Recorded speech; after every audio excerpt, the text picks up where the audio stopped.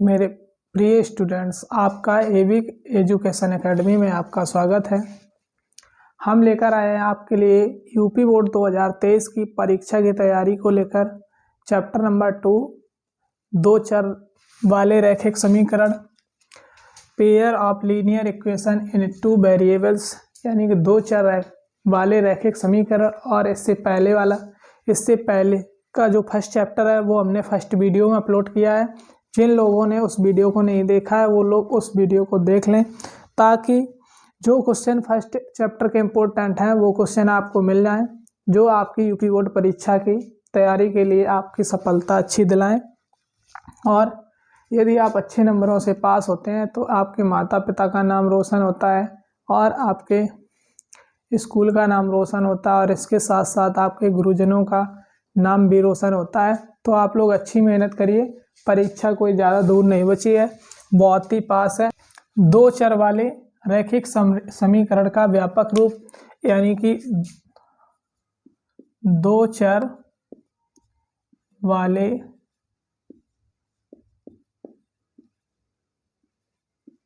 समीकरण का व्यापक रूप, जैसा कि a1x plus b1y plus c1 बराबर 0 समीकरण number 1, a2x plus b2y plus c2 बराबर समीकरण नंबर 2। ये दो समीकरण रैखिकों का युग्म दिया है, समीकरण 1 और समीकरण 2। युग्म का मतलब होता है जोड़ा, युग्म मीन्स जोड़ा, युग्म मीन्स क्या होता है? जोड़ा। तो देखते हैं, एक समीकरण ये फर्स्ट है और सेकंड समीकरण ये है। अब इसमें कुछ कंडीशनें होती हैं, उन कंडीशनों को हम समझते हैं। कंडीशन फर्स्ट क्या है कि रेखाएं एक बिंदु पर प्रच्छेद कर सकती हैं और समीकरण युग्म का अद्वितीय हल होता है तथा समीकरणों का युग्म संगत होता है। यानी कि प्रच्छेद बिंदु का क्या मतलब है? एक रेखा इस साइड से दूसरी इस साइड से, यानी एक ही बिंदु पे दोनों रेखाएं क्या करती हैं? प्रच्छेद। दो रेखाएं एक बिंदु पर क्या करती हैं? प्रच्छेद। तो इसमें समीकरण कैसा होता है? समीकरण युग्म का अद्वितीय हल होता है। और समीकरण कैसा होते हैं? संगत समीकरण होते हैं। और a1/a2 यानी कि a1 x का गुणांक, a2 दूसरे समीकरण में x का गुणांक, पहले समीकरण में y के गुणांक को b1, दूसरे और अचर पद को c1, और y दूसरे समीकरण में a2x का गुणांक, b2 y का गुणांक, c2 अचर पद। तो इनको हम क्रम से a1 b1 c1 फर्स्ट समीकरण में मानते हैं और a2 b2 c2 सेकंड समीकरण में मानते हैं। जैसा कि हमने लिखा है a1/a2 बराबर डज नॉट b1/b2। यदि a1/e2 का अनुपात तथा b1/b2 का अनुपात, इन अनुपातों का मान अगर बराबर नहीं होता है, इसका मतलब बराबर डज नॉट, यानी बराबर पे चिन्ह लगा के और ऐसा काट दिया, तो इसका मतलब है कि a1/a2 और b1/b2 ये मान आपस में बराबर नहीं है। दूसरी कंडीशन देखते हैं, रेखाएं समपाती होती हैं और समीकरणों के युग्म अपरिमित रूप से अनेक हल होते हैं तथा समीकरणों का युग्म संगत होता है। तो a1/a2 b1/b2 c1/c2। जैसे कि समीकरण 1 है समपाती, पहली रेखा इस समीकरण पे, इन पॉइंटों पे, फिर दूसरी रेखा भी इसी के ऊपर, सेम पहली फर्स्ट AB, दूसरी भी इसी पे रेखा खींची तो ये भी उसी पर है। तो इनको क्या कहते हैं? समपाती। क्या कहते हैं? समपाती। समपाती समीकरणों के अनेक हल होते हैं। हल कितने होते हैं? अनेक। और युग्म कैसा होता है? संगत। तो ये a1/a2 b1/b2 c1/c2 तीनों मान कैसे होते हैं? इक्वल। अब कंडीशन 3 की बात करते हैं। कंडीशन 3 में क्या है? रेखाएं समांतर हो सकती हैं और समीकरणों का युग्म कोई हल नहीं होता है। यदि रेखाएं समांतर हैं, एक के समांतर एक, ये रेखा AB है, पहली समांतर होगी तो इस टाइप से CD, दूसरी रेखा कौन सी? CD। या फर्स्ट समीकरण से रेखा, ये कौन से समीकरण से? फर्स्ट से। और ये सेकंड समीकरण से। तो ये रेखाएं कैसी होंगी? समांतर। तो समीकरणों का कोई हल नहीं होता है और समीकरण कैसे होते हैं? असंगत। यानी कि a1/a2 बराबर b1/b2 बराबर डज नॉट c1/c2। यानी कि x और y के गुणांक आपस समीकरण 1 और समीकरण 2 से इनका अनुपात कैसा होता है? बराबर c1/c2। यानी कि जो अचर मान दिए जाते हैं वो इक्वल नहीं होते हैं। तो ये समीकरण कैसा होता है? समांतर रेखाएं होती हैं और इनका कोई हल नहीं होता है और क्या होता है कि असंगत समीकरण होते हैं। इतनी बात सबको समझ में आ गई है। अब हम बात करते हैं अगले क्वेश्चन की। ध्यान दीजिए।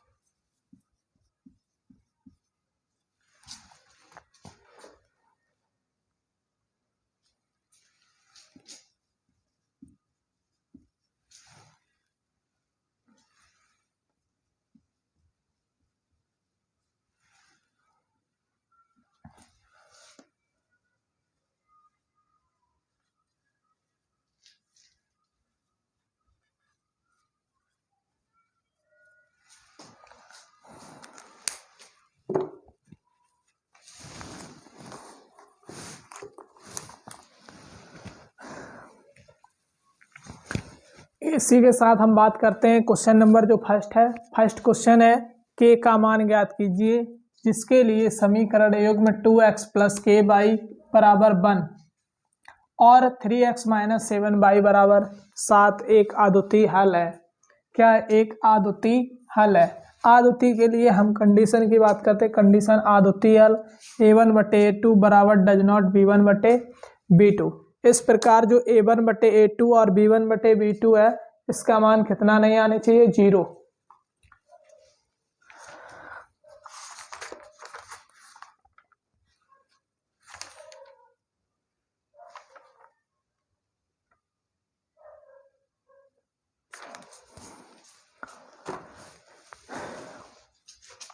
इस टाइप से ये जो क्वेश्चन है ये बहुत ही इम्पोर्टेंट क्वेश्चन है। इस टाइप से ही क्वेश्चन एक हर पेपर में हर बार पूछा जाता है, इसलिए इस पर ज़्यादा विशेष ध्यान देते हैं। यूपी बोर्ड 2023 के लिए इम्पोर्टेंट क्वेश्चन बात करते हैं हम इसकी। अब इसमें देखते हैं क्या निकालते हैं। समीकरण जो फर्स्ट दिया उसको क्या है? 2x + k/y बराबर 1। समीकरण जो फर्स्ट है वो क्या है? 2x + k/y बराबर 1। सेकंड समीकरण क्या है? 3x - 5y बराबर 7। Equation number first, equation number second.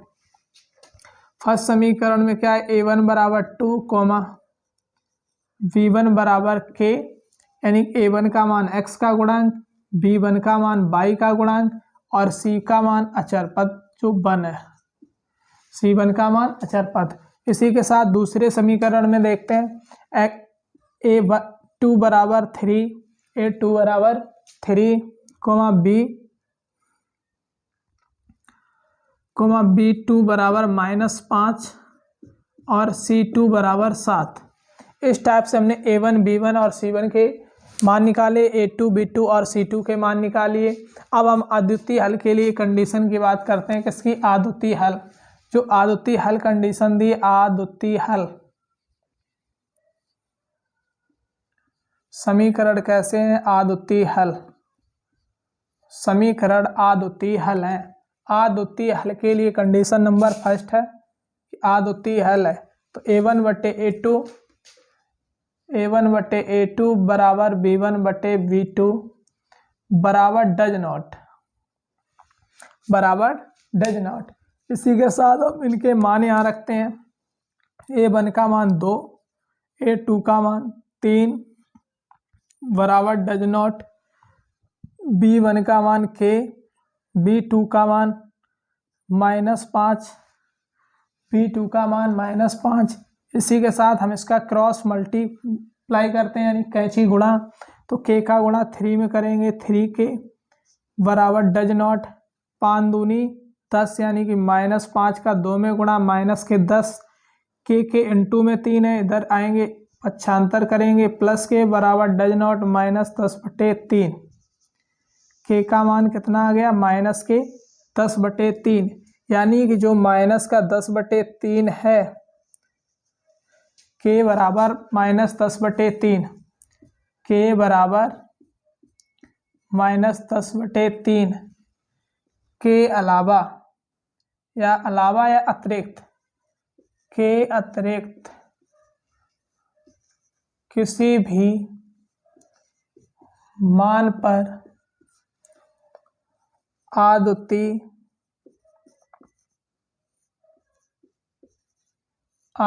हल होगा। के बराबर -10/3 के अतिरिक्त किसी मान पर अद्वितीय हल होगा। इसी के साथ साथ हम बात करते हैं, ये क्वेश्चन नंबर फर्स्ट आपके यूपी बोर्ड 2023 के लिए बहुत ही इम्पोर्टेंट क्वेश्चन है। इसी के साथ साथ हम अगले क्वेश्चन की बात करते हैं, जो इस चैप्टर के अगले क्वेश्चन की बात करते हैं, जो इसका फर्स्ट क्वेश्चन अभी हम करवा चुके हैं, सेम उसी के टाइप का है सेकंड क्वेश्चन। और ये क्वेश्चन इस टाइप से क्वेश्चन बहुत ही बार पूछा गया है, और जिन लोगों की समझ में नहीं आया हो तो वो लोग अच्छे से समझें, ध्यान दें केवल क्वेश्चन पर। अब बात करते हैं इस क्वेश्चन में फर्स्ट समीकरण। क्वेश्चन क्या है कि के मान के लिए निम्न रैखिक समीकरणों के युग्म का कोई हल नहीं है। समीकरणों के युग्म का कोई हल नहीं है। जैसा कि इससे संबंधित हमने परिभाषाएं लिखवा दी थी, अभी उसी पर बात करते हैं। इसमें a1 का मान निकालते हैं, a1 का 3 का गुणांक यानी x का गुणांक जो है वो 3 a1 का मान है, b1 का मान जो y का गुणांक है, y का गुणांक यहाँ कुछ नहीं है तो कितना होगा 1, अचर पद c1 का मान अचर पद 1 है तो c1 का मान 1। अब समीकरण 2 से हम a2 का मान निकालते हैं। किसका मान निकालते हैं, a2 का, तो a2 का मान क्या है 2k - 1, x का गुणांक जो है वो a2 का मान, y का गुणांक जो है वो b2 का मान k - 1 और c2 का मान 2k + 1, 2k + 1। ये a1 b1 और c1 के मान, a1 b1 और c1 के मान, a2 b2 और c2 के मान। अब हम बात करते हैं जो हमने कोई हल नहीं होता है, यानी कोई हल नहीं होता है, कोई हल नहीं होता है, कोई हल नहीं होता के लिए हमने लिखवाया a1/a2 बराबर b1/b2 बराबर डज नॉट c1/c2, यानी c1 और c2 का c1/c2 का अनुपात b1/b2 a1/a2 के बराबर नहीं है।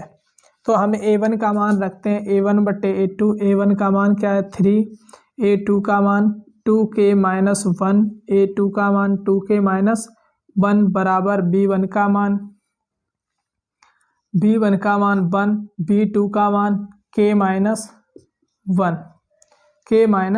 1। अब इनका क्रॉस गुणा करते हैं, यानी कैंची गुणा क्रॉस मल्टीप्लिकेशन। तो 3 का गुणा करेंगे कितना होगा 3k - 3 का गुणा 1 में तो -3 एकम 3, 3 का गुणा k में तो 3k, 3 का गुणा -1 में -3 एकम 3, 2k का गुणा 1 में तो 2k -1 का गुणा 1 -1, 3k इधर ज़्यादा है तो 3k, इधर 2k कम है इस साइड लाएंगे, प्लस का है पक्षांतर करेंगे -2k - 1, इधर 3 माइनस के पक्षांतर करेंगे प्लस 3 में से 2k घटाएंगे, 3k से 2k तो कितना आएगा k।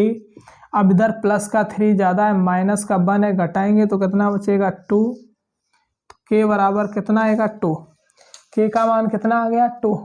अब बात करते हैं ये k का मान है, k के मान के लिए समीकरण, k के मान 2 के लिए समीकरणों का युग्म का कोई हल नहीं है।